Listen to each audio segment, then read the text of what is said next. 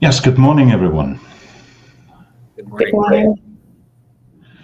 Bonjour, mesdames et messieurs, dear guests, colleagues, esteemed partners at Montreal Institute for Global Security, ladies and gentlemen.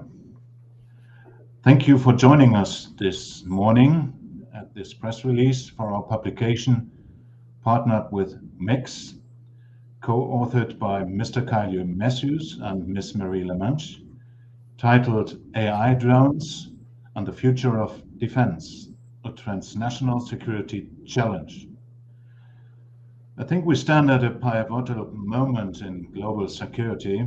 The challenges we face, from evolving geopolitical landscapes to the complexities of modern defense and security, from the rising of populism, foreign interference, and disinformation to protectionism or threats by the so-called Krink states, the axis of autocracies, demand a renewed commitment to common defense, collaboration, and mutual understanding. Artificial intelligence and drone technologies would not only be able to drive growth for an economy like Canada, but will also change the future defense strategy in the North Atlantic Alliance. Our foundation, Konrad Adenauer Stiftung, is a German political foundation active throughout Germany and abroad in 110 offices around the world. Our headquarters are in Berlin, and here in Canada, we have a country office opened in 2019. Our foundation takes into account the fact that the importance of the close partnership between Canada and Germany, as well as Canada and the European Union, has been increasing for years now. Germany and Canada share the same values and interests at an international level in the areas of human rights, democracy, the rule of law, conflict resolution, security, the environment, and climate change. Germany and Canada are strongly committed to maintaining and developing a rules-based international system. Our foundation aims to achieve, among other things, addressing German and EU decision makers in the context of KAS measures in selected thematic fields of action to address challenges of global nature, so that they are enabled to understand the analysis and approaches of both sides and to take this into account in their future actions, or building trust and credibility on both sides on the basis of which common values can then be built, and preparing responses to challenges in key policy areas using multilateral instruments. As of 2025, the security and specifically military technologies are more relevant than ever.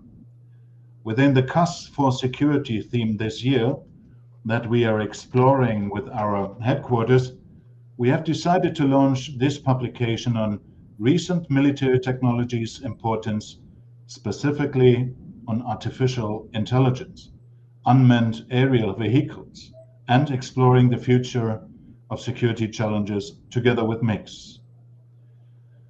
KAS Canada and our partner like MIGS and others wishes to discover the aspect of shifting landscape among a new hybrid warfare among different states involving new military technologies. In times of global crisis, it is more important than ever to secure freedom and security for the democratic countries.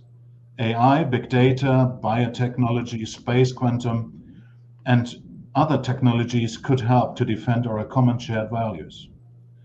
I'm proud to announce that this publication reveals a focus on how AI-driven, unmanned aerial vehicles are transforming military operations and explores what kind of risks and opportunities can affect the future policymakers. By showcasing two current conflicts, Gaza and Ukraine, the report outlines the emergence of the autonomous weapon systems, as well as the rapid and complex environment of military and security domain. Recent advancements in military technology had led to the development of increasingly sophisticated systems, including missile defense and sentry systems capable of autonomously detecting and engaging targets while issuing warnings. Hence, the future of defense and security within transatlantic alliance lies in investment of technology. In Germany as well as in Canada, the use of machine learning, vision, robotics, and neutral networks in armed forces are on the rise. As the innovation of in defense technology is critical for the German army to address today's security challenges and keep strategic edge at the same. I would like to underline the need for a regulated use of fully autonomous defense systems for all governments around the world. We hope that politicians, diplomats, and other policymakers will take into consideration the observations made in this report and consider the ethical and engineering aspects of involving technology in armed forces. Thank you once again listening to our press release. With that, I would like to leave the word to Mr. Kylie Matthews from Montreal International Global Security Institute. Thank you very much. Thank you very much, Bernd. It's an extreme pleasure for my colleagues and I to collaborate with the Konrad Adenauer Stiftung, particularly the Canada office. Your office has been fundamental in bridging collaboration between Canada, Germany, and EU member states. This topic is extremely important. Many of you, we didn't plan this, but woke up this morning to find out that there have been massive drone attacks against Ukraine. And there's been massive civilian casualties. So this is not a theoretical exercise or only an academic exercise. It is actually a matter of real security for Europe. It's a security for NATO member states. And our report attempts to kind of give an overview of how AI drone technology is shaping the future of conflict and transatlantic security. And this, of course, takes place, as we allude to in the report, that there's also a fragmentation between NATO allies, particularly among the US. So this is a very important topic, and it was a pleasure to work on this, and I hope it'll make a contribution to the issue of human rights, global security, and transatlantic cooperation. We reach you today from Montreal, which is one of the world's main AI hubs. We have a lot of AI experts here, so it's fundamental that Canadians, Quebecers, and Montrealers understand the issue at hand. If I could just maybe, my colleague Marie is going to talk a bit more about the case studies in this report, but I wanted just to give a kind of an overview to everyone. First of all, the methodology. We began this looking at this report by doing an overview of all open source publications, reports, reports done by United Nations and by experts, and as well as media coverage and expert interviews to kind of get an idea about how drone warfare started, how it's evolving, and how AI is being embedded within drone warfare. Now, we open up this report with a quote from the NATO Secretary General, where he alludes to, in a speech about AI and drone technology in warfare, he points to Ukraine, where Ukraine has developed $400 drones to take out $1 million Russian tanks. And he also points to that there are uses of submersible drones, underwater drones, to monitor critical infrastructure, internet cables in the Baltic Sea, and to safeguard critical infrastructure of NATO member states. So this sets the site for how AI and drones are quickly becoming a normal part of conflict. And it situates what can be done and what are some of the problems with using these technologies. Now, I should say, as we start off, we basically noticed that drone warfare, has its origins in the war on terror. The U.S. began to use drones against non-state actors, targeting non-state actors across different countries of the world. And from that, we begin to see a proliferation of, while once the world's most powerful military had this technology, we've begun to see it expand. We document an increase of countries, a phenomenal increase of countries that are not only using drones, but producing drones. And we've also indicated quite clearly that with the increase of drone in warfare, we're seeing increased civilian casualties. So while we have our 2 case studies that Marie will go into about Ukraine, also the Israel-Gaza war, we also document that we're seeing drones being used in countries like Somalia, in Ethiopia, in the civil war there in the Tigray and other regions of Ethiopia. We've seen the basically guerrilla warfare in Myanmar extend, where we see non-state actors buying off-the-shelf Chinese commercial drones and using them for military purposes against the Myanmar military. So this is transforming conflict. It's giving power to non-state actors, but also giving more lethal capabilities to governments. So we have to be aware of this. There is an increase of civilian casualties. There's an increase of these drones being used. And it's also taking place, as Bernd mentioned at the start, a rise of authoritarian autocratic countries. We're beginning to see the collaboration of autocratic countries, Russia, China, Iran, and North Korea, collaborate on this and actually collaborate against the security of Europe, particularly in Ukraine. And one of our concerns that we mention here is that in Western countries, we have academic research units, we have journalists, we have civil society, we have political opposition that can ask questions about how AI is increasingly being used in these weapon systems. But in autocratic countries, there's none of that self-protection or control measures put in place. So there are many areas that we can report open source about what is happening, but there's other things we don't know. We don't know what is being developed in what capacity in certain closed autocratic states and what their future impact is on NATO and countries. Now, I would also like to point out is that we've seen the use of drones in these countries I've mentioned, civil conflicts. We're seeing Iran, we mentioned in the report, has built a drone aircraft carrier, which is now being deployed in the Red Sea. We've seen drones being used by Iran to attack Israel, non-state groups like the Houthis to attack Israel, but also to attack transport cargo in the Red Sea. So this is happening at a very high scale, but the advent of AI is really it's really beginning to start, and we have to keep our eyes on this because there are many, many concerns that we are going to take humans out of the loop and that these systems will make increasing errors, which means that in warfare, armies, militaries are supposed to follow the rules of war, the Geneva Conventions, and to respect international humanitarian law. And there's a lot of concern that AI is not being trained to do that and actually can be detrimental to these key findings. So there's a really concern. And we've heard from experts saying, what happens if these AI autonomous weapon systems become independent and there's no human contact, or actually we lose control of them? These are scary futuristic scenarios.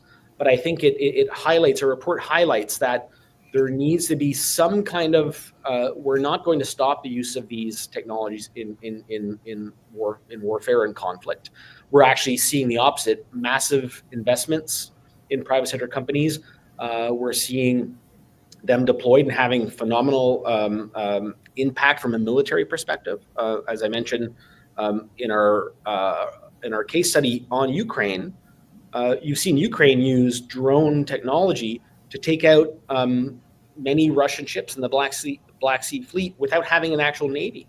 we've seen Ukraine be able to create very quickly from scratch, these weapon systems to actually fight back a much larger, superior country, and also to target, facilities, oil, energy storage in Russia. So I don't think we're going to put this back in the box. It's with us.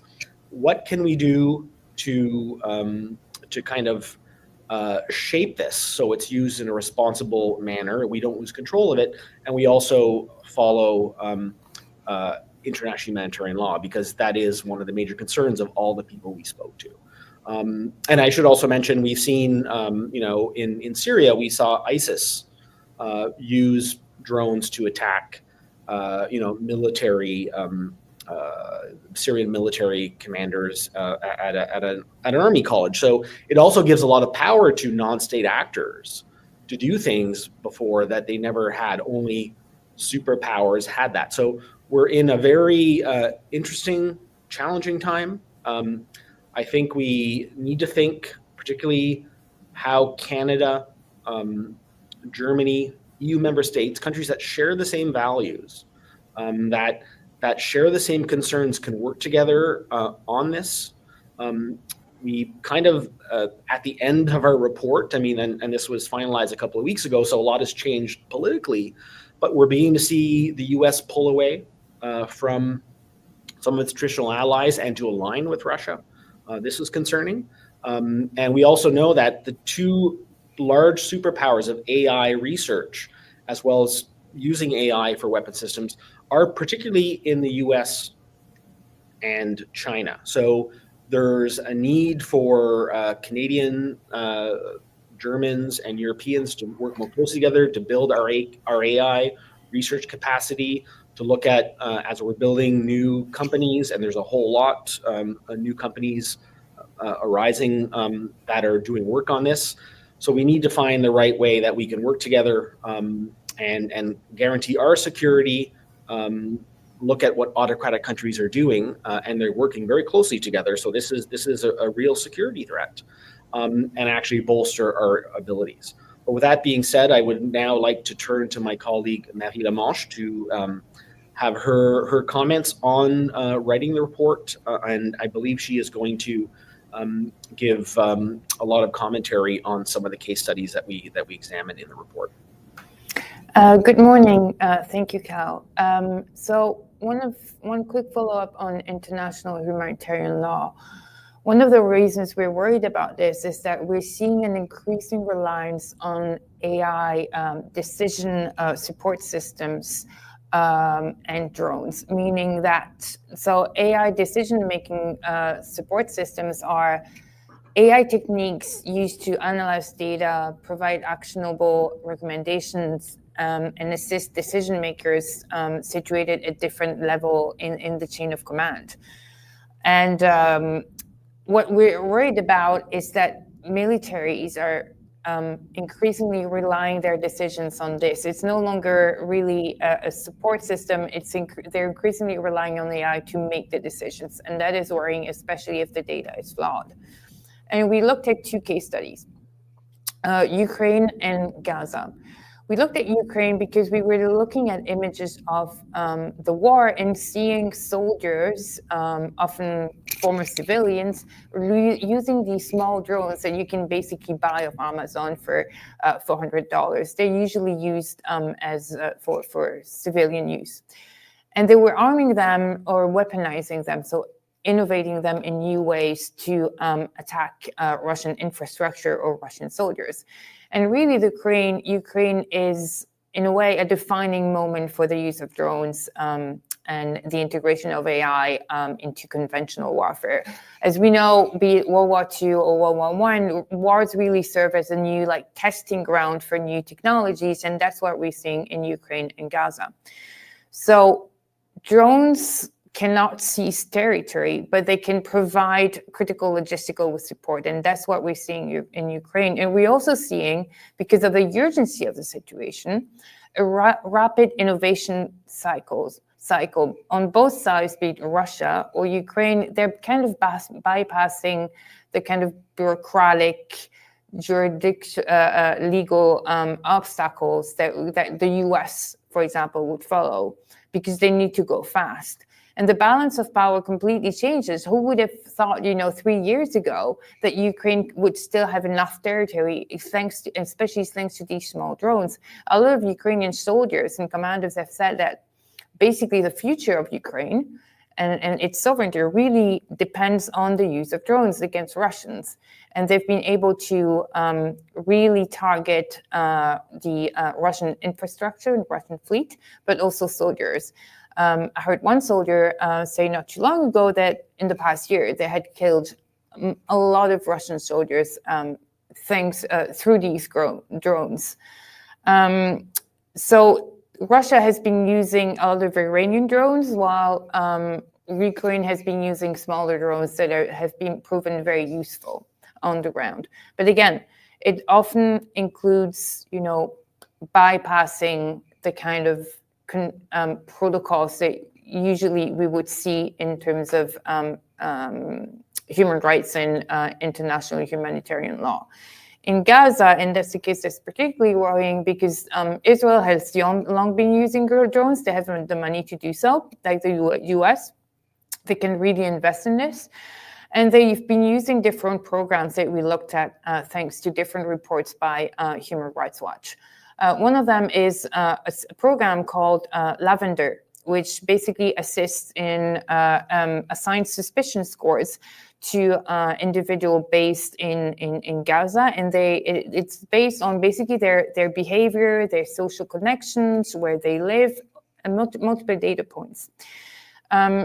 In the first week where they used this program, they basically flagged 37,000 Israeli Palestinians in this initial phase, but there was little verification system, and the percentage of error is of 10%.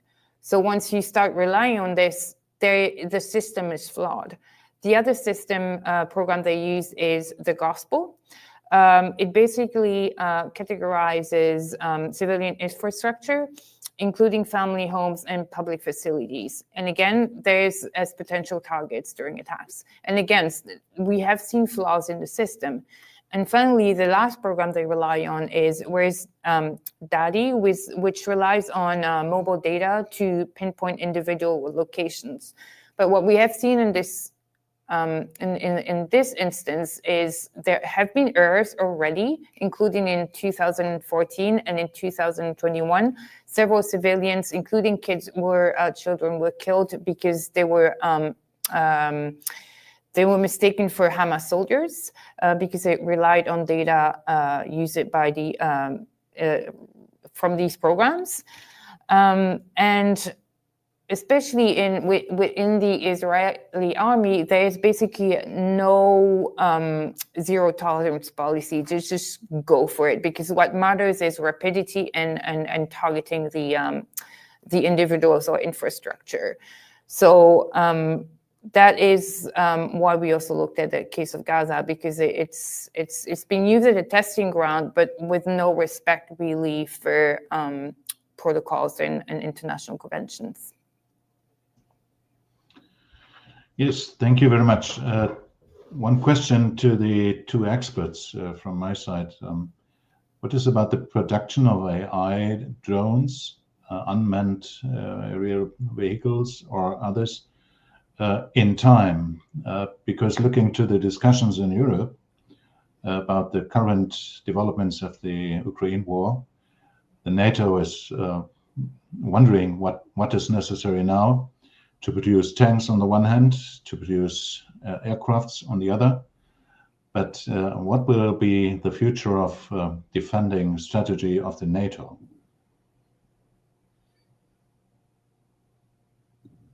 I'm happy to jump in there. I'm not a NATO chief of staff or military official, so I don't know where they're planning, but we do allude to this in the report where the NATO Secretary General points out that drones are the future of warfare. And I think what the realization we're seeing with Germany and other EU member states who are all members of NATO, increasing their defense budget, is that they have to make some serious decisions.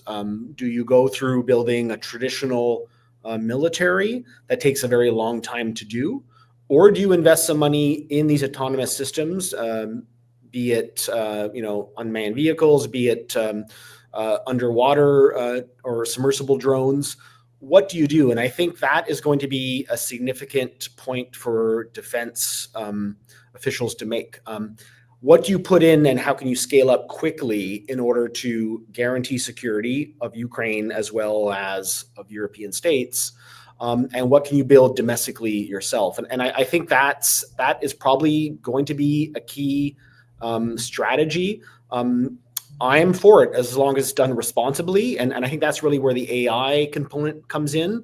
I don't think we're going to put drones back in the box. In fact, it's impossible. But how do we use AI in a responsible manner that doesn't backfire or we lose control of, or that we don't are not careful that technology is not used by our adversaries, like we're seeing from the autocratic alliance, who are, I'm sure, engaging in cyber operations to steal trade secrets of AI companies in Canada, Germany, on all over. That's happening. So we have to be careful. But I'm under no illusion, and I've seen this in German media discussions about the need to really forget about building 8,000 tanks. We need to build up the drones first and foremost, and then add to that. So that is going to be a very interesting thing to observe. I think Canada's having the same discussion. I know in Canada we're concerned. We've had it's not mentioned in the report, but we've had a internet cable in the Maritimes between Newfoundland and I believe Nova Scotia cut. We don't know who's behind it. We don't have the capacity to monitor. We don't have enough submarines to monitor the Arctic, but maybe drones, submersible drones, are a key to guarantee part of our security and also deploy that with our European allies. So we're going to watch where that happens. But I think our report indicates that there is some responsibility. And as we gear up for legitimate security concerns of our NATO alliance and members, that we must also make sure that we're not, in order to achieve maximum readiness, that we're not also endangering some of our civilians or others. So it has to be carefully measured. And I hope this report will add to the discussion and be used by people working on the issues of security, human rights, international humanitarian law, and take it into consideration. Yes, what we have seen the difference that it made in Ukraine, who would have thought 2-3 years ago that Ukraine would still be standing, and a lot of that is thanks to drone. But what we also wanted to show in the report is provide a set of recommendations in terms of how to responsibly use AI in the military domain, especially when it comes to targeting. We should, maintain these systems as decision aids and not decision makers, or redevelop robust training programs for soldiers, including in terms of international humanitarian laws and the laws of war, or prevent an over-reliance on AI, being more transparent about the use of AI, and perhaps also really integrate policy and legal oversight. Of course, many of our autocratic adversaries don't do that, but we still have a responsibility in terms of democratic countries to do that. And there's been already for a long time a lot of tensions between the European Union and the US about this, because the US, especially under the new administration, wants to invest, while Europe is more, really wants to kind of respect the protocols more and perhaps amend international conventions as well to keep respecting international law. Thank you very much.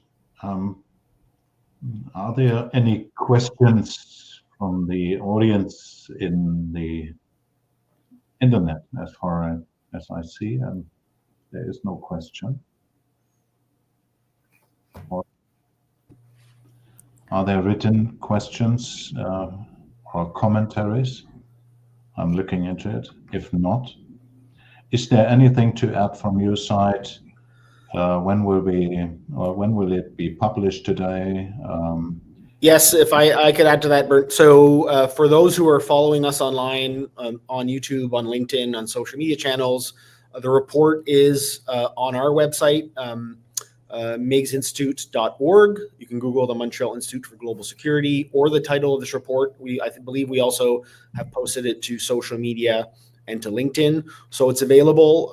Anybody has any questions, interest, please reach out to us. This is part of we have other publications that we're working with KAS on. So we look forward to making further contributions to policy and deep reflection on emerging technologies and the security of NATO and the transatlantic community. And this is feeding into our annual event, the Montreal International Security Summit, that will take place in Montreal on October 15th and 16th of 2025, that will touch upon many of these issues. So we hope that those following will join us in Canada, will reach out, and we remain deeply committed to working with our German partners, because I think there's a lot of key things that can be done between Canada, Germany, both between governments, but also civil society. So we're very pleased to have partnered with KAS Canada today. And as you will see in the report, we also spoke to a number of tech experts, diplomats, including from Austria and Germany, and from the UK. We spoke to Human Rights Watch. People have been working on this for years, and I hope you will enjoy the report. Thank you very much for today. And not to forget to mention it, have a look on the website of Konrad Adenauer Foundation Canada, or on a link, follow us on LinkedIn or in other social media channels.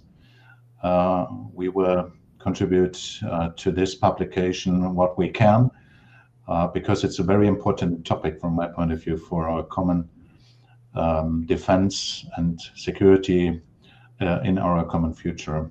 And Canada and Germany and the European Union should work very close together on this current and challenges of the future.